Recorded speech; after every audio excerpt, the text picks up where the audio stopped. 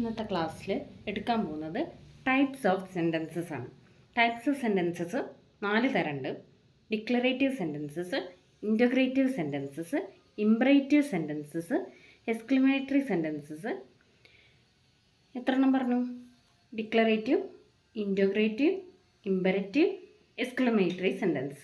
Okay, അപ്പോൾ നമുക്ക് 1 by 1 ആയിട്ട് ഓരോന്ന് എന്തൊക്കെയാണെന്ന് പഠിച്ചു തുടങ്ങാം. അപ്പോൾ ഫസ്റ്റ് സെൻറ്റൻസ് ഡിക്ലറേറ്റീവ് സെൻറ്റൻസ്.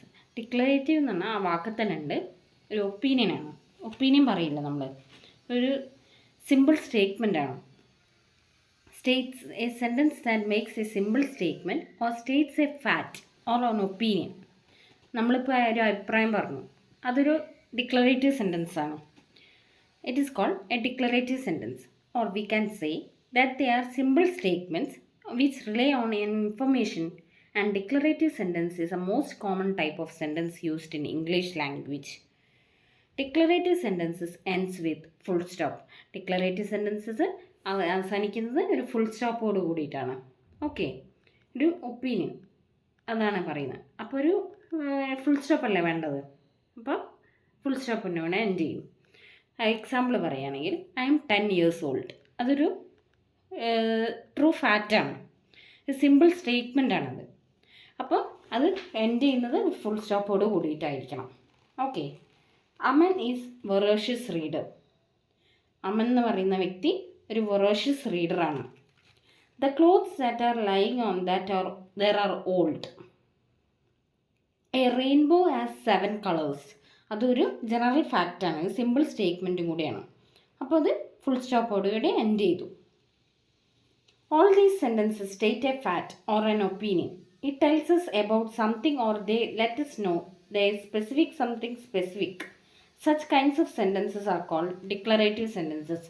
നിങ്ങൾ ഇത്രയും ആലോചിച്ചാൽ മതി. ഡിക്ലറേറ്റീവ് സെൻറ്റൻസ് തന്നെ ഒരു ഒപ്പീനിയൻ ആയിരിക്കണം, ഒരു സിമ്പിൾ സ്റ്റേറ്റ്മെൻ്റ് ആയിരിക്കണം, ഒരു ഫുൾ സ്റ്റോപ്പ് കൂടിയാണ് എൻഡ് ചെയ്യേണ്ടത്. ഇത്രയും ആലോചിച്ചാൽ മതി ഡിക്ലറേറ്റീവ് സെൻറ്റൻസസിൽ, വേറെ ഒന്നും ആലോചിക്കണ്ട.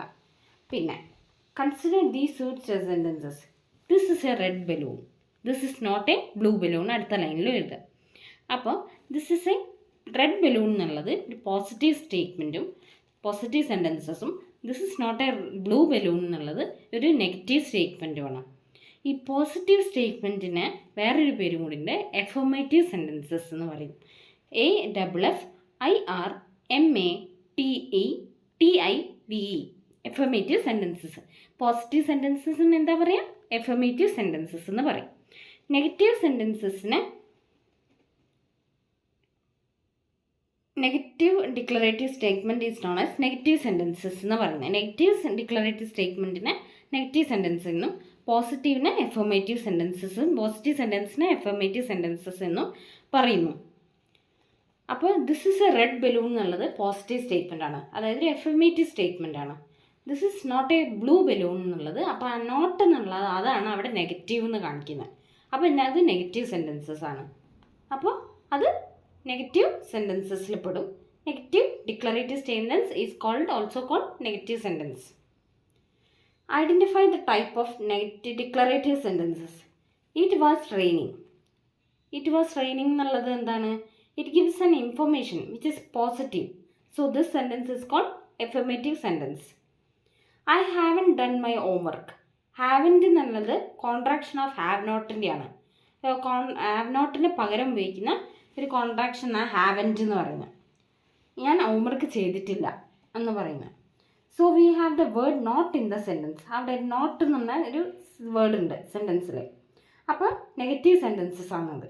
നെഗറ്റീവ് സെൻറ്റൻസിനെയാണ് ഡിനോട്ട് ചെയ്യുന്നത്. അപ്പോൾ അത് നെഗറ്റീവ് ഡിക്ലറേറ്റീവ് സ്റ്റേറ്റ്മെൻ്റ് ആണ്. Adil will be back tomorrow. അതൊരു പോസിറ്റീവ് സ്റ്റേറ്റ്മെൻ്റ് ആണ്. അത് എഫർമേറ്റീവ് സ്റ്റേറ്റ്മെൻറ്റും കൂടി അതിന് പറയുന്ന പേര് affirmative. I have no parrot. When we have no or not in the sentence, it is a negative sentence. Okay, negative declarative sentence. No എന്ന് കണ്ടാൽ ഉടനെ നെഗറ്റീവ് എന്ന് ആലോചിച്ചോളൂ. ഓക്കെ, അടുത്തത് ഇൻ്റഗ്രേറ്റീവ് സെൻറ്റൻസസ്.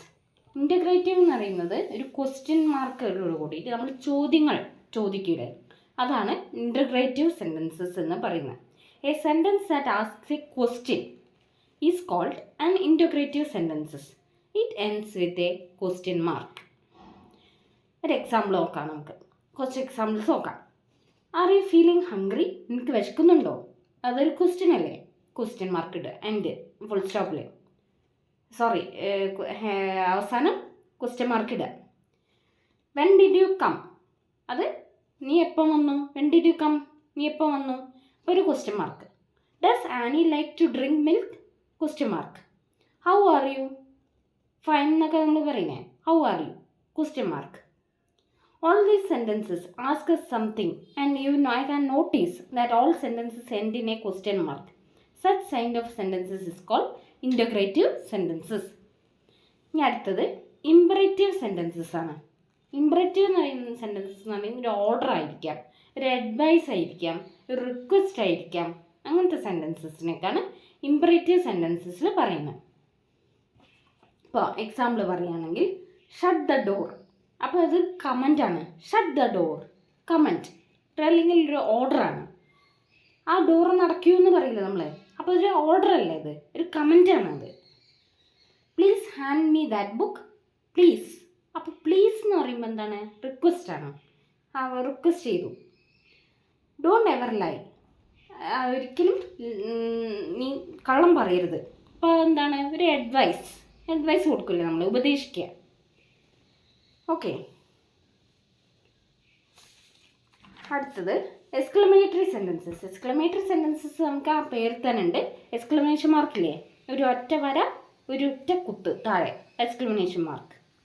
അപ്പോൾ what A scary movie it is, അതൊരു സർപ്രൈസോട് കൂടിയിട്ട് നമ്മൾ ആശ്ചര്യത്തോടു കൂടി പറയില്ലേ, അതാണ് എക്സ്ക്ലമേഷൻ മാർക്കിൽ പറയുക. അങ്ങനത്തെ സെൻറ്റൻസസ് ആണ് എക്സ്ക്ലമേറ്ററി സെൻറ്റൻസസിൽ പറയുക. A sentence that shows a strong or sudden feelings is called exclamatory sentences. Sudden പെട്ടെന്നുള്ള റിയാക്ഷൻ ഒക്കെ ഒരു സർപ്രൈസോട് കൂടി, ഒരു ആശ്ചര്യത്തോടു കൂടി പറയുന്ന സെൻറ്റൻസ്, സഡൻ ഫീലിങ്ങോട് കൂടി പറയുന്ന സെൻറ്റൻസസിനെയാണ് എക്സ്ക്ലമേറ്ററി സെൻറ്റൻസസ് എന്ന് പറയുന്നത്. What A scary movie it is, exclamation mark. This food taste terrible. How delicious the fruit cake is. What A toll building. Okay, ഇതൊക്കെയാണ് എക്സ്ക്ലമേറ്ററി സെൻറ്റൻസസിൽ വരുന്നത്. അപ്പം എത്ര തരം സെൻറ്റൻസസ് ഉണ്ട്? 4 തരം ഉണ്ട്. ഡിക്ലറേറ്റീവ് സെൻറ്റൻസസ് ഉണ്ട്, ഇംപറേറ്റീവ് സെൻറ്റൻസസ് ഉണ്ട്, ഇൻറ്റഗ്രേറ്റീവ് സെൻറ്റൻസസ് ഉണ്ട്, എക്സ്ക്ലമേറ്ററി സെൻറ്റൻസസും ഉണ്ട്. ഓക്കെ, ഇത്രയും ക്ലിയർ ആണോ? 4 സെൻറ്റൻസസ്, 4 ടൈപ്സ് ഓഫ് സെൻറ്റൻസസ്. അപ്പം നമുക്ക് വേറൊരു ടോപ്പിക്ക് അടുത്ത ക്ലാസ്സിലെടുക്കാം. അപ്പോൾ അതുവരെയ്ക്കും ബൈ.